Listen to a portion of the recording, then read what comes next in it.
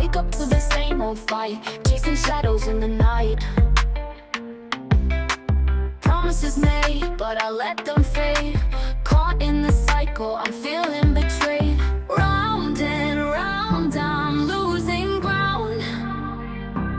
Trying to break free, but I can't see. These negative patterns are haunting me. Nights turn to days, I'm losing my way. Thought I found peace, but it's led me astray. Chasing the high, but it only brings pain. The more I run, the less I gain. Hey everybody, hey, this is Tarka. I'm in the office with Tarka, say it again. And today I have my dear friend LaShonda in the office visiting today. Say hello. Hello, everyone. Yes, and we would like to welcome her to the office. And our topic for today is thyroids. And more specifically, I believe it was titled Thyroid Storm, correct? Correct. All right. Mm-hmm. So if you could basically share with the people, your testimony, let them know your experience. Because Absolutely. I know a lot of times people, when you say thyroid, they may think about fibroids and get that mixed up. Right. And we know that, there is a difference between fibroid and thyroid, more specifically. One is dealing with the neck, correct? And then the other one dealing with your uterus. Correct. All right. Yeah. So I'll hand it over. And actually, I've dealt with both, but okay, we were talking about the thyroids today, so we will get into that. So actually, I was diagnosed with hyperthyroidism back in 2002. Okay. So it's something that I've been dealing with for a very long time. It is hereditary. So, my grandmother had it on both sides, great-grandmother, and so forth. So, and let me stop you real quick. Don't forget that.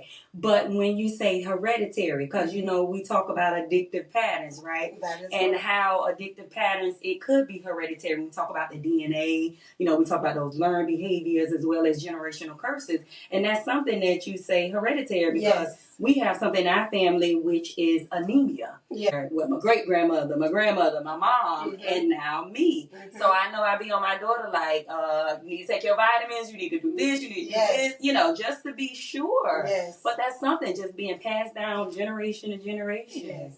Wow. Addictive patterns, that is definitely, it goes along with all of this, Again, our health, things that we deal with, our parents, dealing with it or have dealt with it.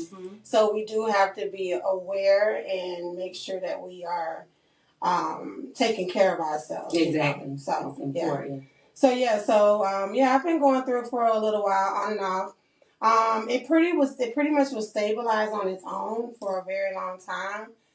But just recently, back in 2022, I had what you call a thyroid storm. Okay, yes. And when that took place, it was like my body just went haywire. Like, okay, enough is enough. You've been ignoring it. We get caught up in life, working, taking care of our family, that we are, neglecting ourselves ultimately. Right. So I was having signs, but you ignored them signs. I was ignoring those signs, girl. And you know what? Growing up, like I remember over the years, like you would say, my thyroid's acting up, and you also even mentioned about the fluctuation of like the weight and stuff like that. But I never knew, the severity of it. Right. Okay, keep going. Yeah. A lot of people don't realize that thyroid function, it controls like all of your hormones in your body, so it affects your mood swings, it affects your weight, your health, your heart. It had gotten to the point where they were saying that, okay, I may have congestive heart failure. Wow. I'm like, wait a minute now, that's too much. Wow. But that's because I had neglected it and let it go for so long.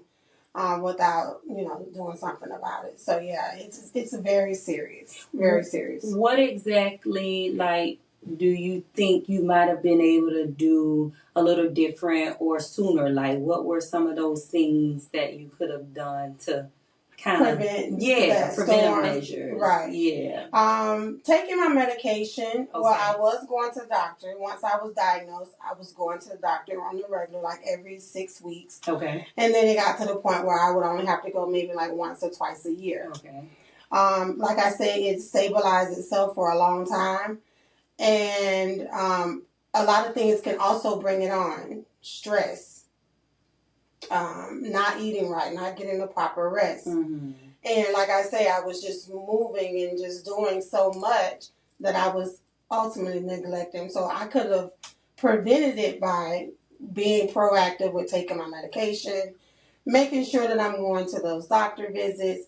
And so once it became stabilized, I kind of, got relaxed. Mm-hmm. You know how we do. So, Right. So yeah. So right now, I am on medication. Mm-hmm. Which I take once a day. Okay. No big deal. Mm-hmm. Thank God I didn't need to have my thyroid removed totally. So I'm still, it seems like it's balancing itself out right now. Mm-hmm. But I am being proactive and making sure that I am going to the doctor. Mm-hmm. Those every 6 week checkups and making sure that I'm getting my blood work done so that I can make sure that my levels are where they should be. Right. That blood work. Oof, I get it's a pain, but yes, we got to do what we have to do, and as well as with being dealing with the anemia. Yeah. Yes. It's very serious. And I don't understand because I be like, I need my blood. Mm-hmm. So for you to constantly be taking it, why are we doing this? Yes. Oh, goodness. Yeah, okay. Absolutely. So, yeah. Also, you mentioned the fibroids. The fibroids, those are, like you said, those are something dealing with the uterus. Mm-hmm. Those also affect a lot of us women, especially us women of color. Mm-hmm. And again, and that is also brought on too by, the things that we eat, stress, and things like that. They definitely say there are some similarities between the fibroid and the thyroid. Yeah, the two, with those hormonal changes. That is definitely one thing. Yeah. Even though one is a gland and the other is just what do you call it? Just growth. Right. Growth in the uterus, and one has a function and the other doesn't have a function, but at the same time, they are similar as you talked about those hormones. Right. Wow. Yeah. Are you able to share your actual step by step, give us your journey, once it took place, where you might have been, give us from start to finish, if you don't mind sharing out and what that looked like. Because y'all, I want to tell you, this lady here that's sitting in this chair, she wasn't supposed to be here. Right. We say she was, but of course she's here, so she's supposed to be here, but she wasn't supposed to be here. I was not here. You let them know to say that. The least. Yeah. Yeah. She left us, y'all. Absolutely. And that is because of neglecting the signs and not listening to my body. So what happened is, it was one particular night, me and my husband, we had went out to dinner, and we came back. Normal night, seemed like everything was fine. When we got to the restaurant, I began to get chills. Mm-hmm. So I'm thinking maybe because it was cold, it was in November, and it was cold inside the restaurant. So I'm thinking, okay, well maybe it's just, it's just cold in here. Right. So he was like, baby, you need my jacket? Because at this point, I was starting to shiver. I'm like, I'm super cold for some reason. Wow. So, that's when I started feeling like either I was catching something or cold, or I didn't know what was happening. Right. So nevertheless, we left there, came home, got ready for bed. Then it was to the point where I couldn't breathe. I was having shortness of breath. Wow. So I went to the restroom, and when I went to the restroom, I just sat there for a minute, and I was like, called my husband, I was like, I can't breathe. Like, it was a struggle for me to catch my breath. Right, something's wrong. Something is happening. Right. And he's like, "Do you want me to take you to the emergency room?" I was like, "No, I'm not gonna make it. I need you to call the paramedics." Mm-hmm. So he called the paramedics. They came, and honestly, all I remember is them taking me out of my house, putting me in the ambulance, and that was it. That was it. Wow. Literally, that was it. So I woke up 3 weeks later. I had been in a coma. And that's what they call the thyroid storm. And they said that I had a thyroid storm. They said by the time that they got me to the hospital, they had, I guess I had went out completely, mm-hmm. or they lost me. Mm-hmm. They did whatever, CPR, whatever, got me back. Then they rushed me into emergency surgery, where they placed me in an induced coma. So, I woke up 3 weeks later and they told me that all of this had taken place. And I'm like, what in the world is happening? So you went off. This cannot be my life right now. Okay. Yeah. And I remember, us calling and trying to check in and stuff like that, trying to just keeping up to date right. with what was going on with you, reaching out to your daughter and mm-hmm. reaching out to your husband. And, they did their very best and, right. Trying to let us know what was going on. And I'm sure, they was praying. It was a lot of prayers. Right. They was, didn't know exactly what was going happening. On. Yes. And the fact that, like, you experienced it, right? And you just say you just woke up. It was like, you remember getting in the ambulance, and but that was it. That was it. So, and that's what I was going to ask. Like, did you have any other thought? You hear different people, they be like, well, I saw this, or I remember this. Well, I had a lot of visions. I was dreaming a lot. I did see a lot. Okay. And then at times, I guess maybe in the latter part of my coma or mm-hmm. condition I was in, I could hear them. I could hear my family members, certain things. I could hear the music because they constantly had, my mom had the gospel music playing 24/7. And then I know it was around Christmas time. Okay. So I could hear the Christmas music. So I can hear things in the latter part, but I still wasn't able to speak. I wasn't able to come, I wasn't. Right. Conscious, Right. So almost like a subconscious. Yes. Yeah. It was crazy. I remember like waking up like, what happened? Right.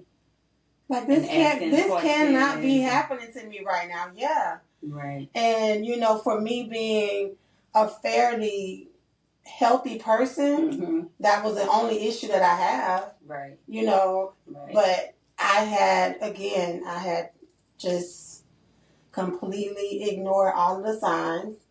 I had started retaining a lot of water weight prior to, and swelling. I'm not a diabetic. I don't, mm-hmm. Why am I having this swelling?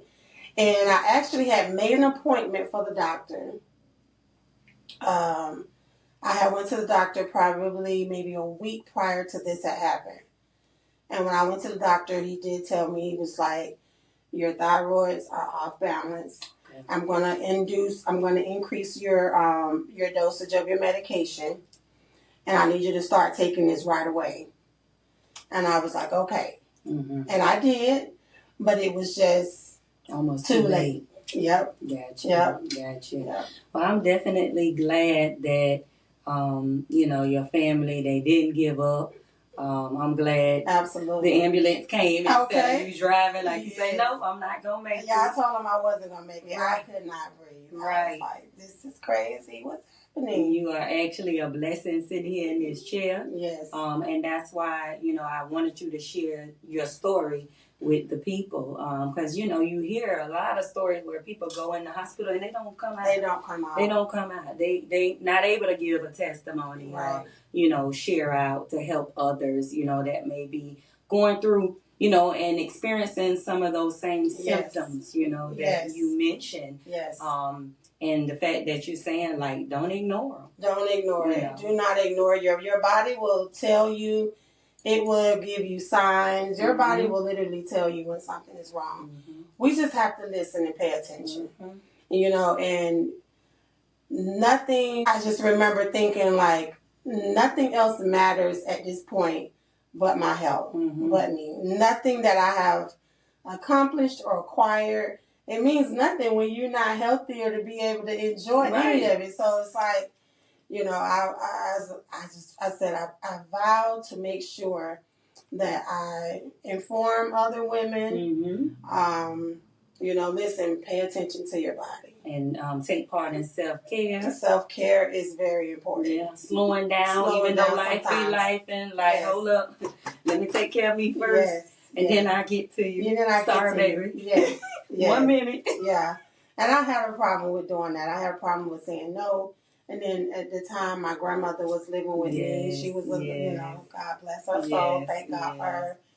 And so I just had a lot going on, and I just completely ignored the signs. But thank God I am here, and we really need to pay attention to our body and take care of our vessel. Yes, ma'am. Yes. Yes, ma'am. Yes. Because once we're gone, that's it. Yeah. You know? You're right. Yeah. So I would like to thank everybody that have tuned in, and hopefully you learned something from this episode, which was dedicated to thyroid. Get those T-tests. They call them T-tests. Okay. Get those T3, T4 blood work tests done. Check your levels, especially if it's a history in your family. The fibroids, you know, and thank God it didn't turn cancerous, because sometimes that gland, if they, you know, it can be cancerous. So you have to just be careful and just make sure that you checking for all of those things if you have any of those symptoms. And at the end of the day, I feel like they need to make sure that they, like you said, going to the doctor, but speaking with the family. Right. You because know, it with can your go parents undetected. You know what I mean? Yeah. Yeah. See who has it, didn't have, you know, see what their history is like. Yeah. And you mentioning as far as it being non-cancerous, and we, you know, I know people where it has been cancerous, you know, where it's actual, they call it thyroid cancer. Yes. Yeah. And the fact that men can get that as well, you know. Yes, they can. And we also know, what's the other cancer, men? Breast cancer, you know what I mean? How like certain things might be geared more to women, but the fact that men can experience this as well. It's not just a woman thing, you know. Not. But because actually after this happened to me, my husband decided, and he has thyroid issues. Okay. But he has the opposite. He has the hypo. So it's a hyper, which speeds up your metabolism. Everything is just overworking. Your heart is overworking. And then the hypo is slow. It's the opposite. Wow. Yes. Now you sharing out. Now that's some knowledge. One slows it down, the other speeds it up. One speeds it up. Yeah. Wow. Y'all gotta do your homework. Yeah. Talk with your family. Start with the family first. Do your homework. It's very important. Well, anything else you would like to share? Because, hey, you shared a lot. No, ma'am. Thank you for having me on Tarka's Let's Talk. Yes, let's say it again. Oh, let's say it again. Yes, say it again. Thank you all very much. And again, hopefully you tune in next week for the next episode. If you would like to follow us or subscribe, go to addictivepatterns.com. We are on Instagram, Addictive Pattern, and also our website, addictivepatterns.com. Have a good one. All right.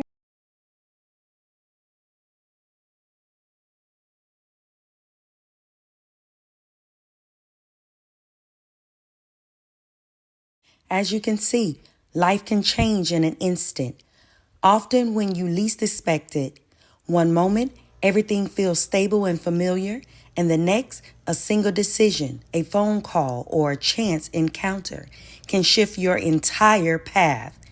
The things you once took for granted can disappear, and new possibilities can emerge from what seemed like dead ends.